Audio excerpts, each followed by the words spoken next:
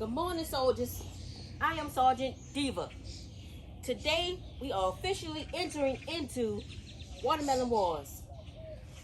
Our objectives to win this war is to keep the crown in Texas, grow the biggest, tastiest, juiciest watermelon, and to make these viewers put some respect on our name.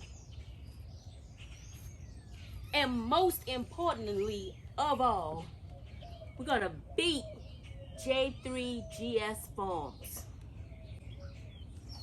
We are sending out a huge shout out to Broke Farmer for putting these watermelon wars together.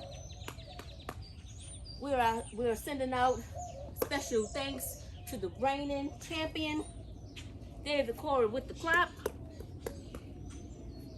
the Watermelon King. And this is our official entry into the Watermelon Wars. And in the words of Broke Farmer, SalonDivaV is in the building, y'all. Peace. Okay, so before Sergeant Diva gets back, it's SalonDivaV in the place to be, y'all. And I just wanted to let y'all know that we are growing the White Wonder watermelon sent to us by Tigsy. So let's go.